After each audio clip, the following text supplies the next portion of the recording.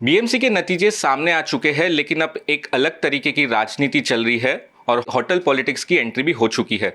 इस पूरे मुद्दे पर हमारे साथ बातचीत करने के लिए मौजूद है उद्धव बालासाहेब ठाकरे की शिवसेना से संजय राउत जी। सर, क्या लग रहा है इस वक्त बहुत ज़बरदस्त खींचातानी चल रही है शिवसेना और बीजेपी के बीच मेयर पद के लिए। आप इस पूरी खींचातानी और खास करके होटल पॉलिटिक्स को किस तरीके से देखते हैं? तो बात ऐसी है कि अब नतीजे आ गए हैं, आंकड़े सामने हैं। बीजेपी और उनका अलायंस कौन, शिंदे, उनके पास नंबर है, ऐसा दिखता है, कागज़ पे तो दिखता है। लेकिन अलायंस का एक पार्टनर अपने सब पार्षद को लेकर एक 5 स्टार होटल में सबको बंद करके रखा है। यानी वो 5 स्टार होटल का उसने पूरा जेल बना दिया, सबको बंदी बना दिया। क्या ज़रूरत है मुझे मालूम। आप एक साथ चुनाव लड़े हो, अलायंस है आपका। कल प्रधानमंत्री मोदी जी ने, मैंने कल सुन रहा था कि मोदी जी भाषण कर रहे थे कि हमने मुंबई में कैसा विजय प्राप्त किया है, इतने साल के बाद बीजेपी का मेयर बन रहा है। तो बनाओ ना मेयर, आप बनाओ। अगर आपको बनाना है, प्रधानमंत्री बोल रहे हैं मेयर बन रहा है, और प्रधानमंत्री के साथ जिनका अलायंस है पार्टी के साथ, वो अपने पार्षद लेकर भाग रहा है, तो प्रधानमंत्री की बात आप नहीं मानते हो। यानी दो पार्टी में कुछ ना कुछ गड़बड़ है, सब कुछ ठीक नहीं है। दूसरी साइड ये है कि हमारे पास शिवसेना, राज ठाकरे, कांग्रेस एंड अदर्स मिलकर हम भी 100 से ज़्यादा है, मोर देन 100। अच्छा, ये भी आंकड़ा बहुत बड़ा है। आसानी से हम उनको सत्ता में नहीं आने देंगे। वो हमारा भी आंकड़ा है 4, बहुमत 4 का है सिर्फ। लक्ष्य ध्यान दीजिए आप।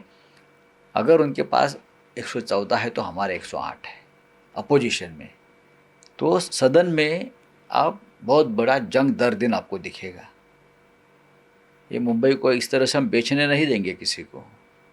हाँ, लेकिन आप भी अभी भी रेस में है, जिस तरीके से आप बात कर रहे हैं 108। अभी मैं उनका रेस देख रहा हूँ। अभी हम लोग, वो दोनों का जो रेस चल रहा है ना, बीजेपी और शिंदे गुट का आपस में रेस चल रहा है उनका, वो देख रहे हैं हम लोग, वो खेल देख रहे हैं।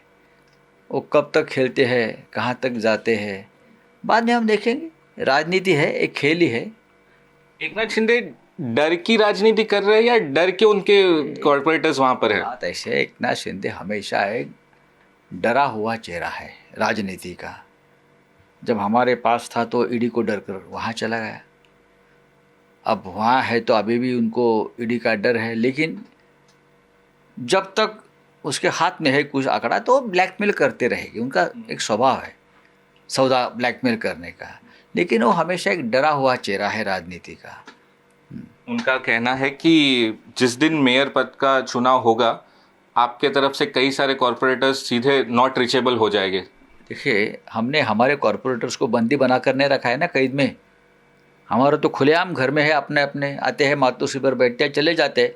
अगर हमको डर होता तो हम भी किसी जगह पर बंद कर रखते उनको, हम भी रिसोर्ट पॉलिटिक्स, होटल पॉलिटिक्स कर लेते।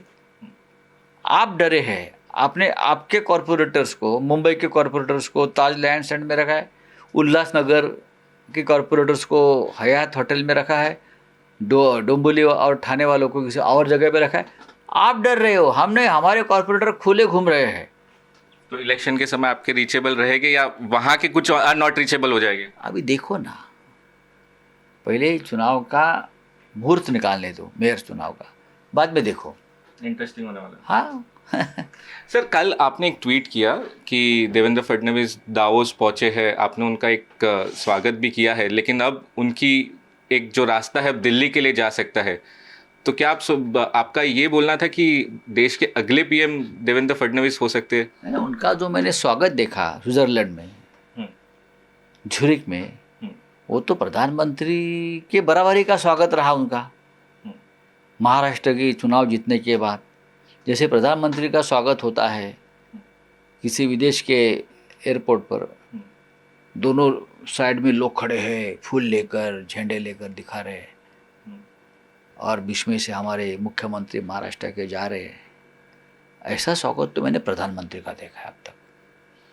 अगर देवेंद्र जी उस रास्ते पर जा रहा है दिल्ली की इस तरह से, तो हम तो ज़रूर महाराष्ट्र के मुख्यमंत्री हैं, हम स्वागत करेंगे उनका महाराष्ट्र के होने के नाते। उनको दिल्ली जाना चाहिए, ऐसा लगता है उनका जो अब चाल चलन जो चल रहा है। लेकिन अगर वो जाना है चाहते हैं तो वो प्रधानमंत्री बनना चाहते हैं। अच्छा, हाँ, बहुत बहुत शुक्रिया हमसे बात करने के लिए। Camera person Saurabh Vaktania, Mumbai, NDTV।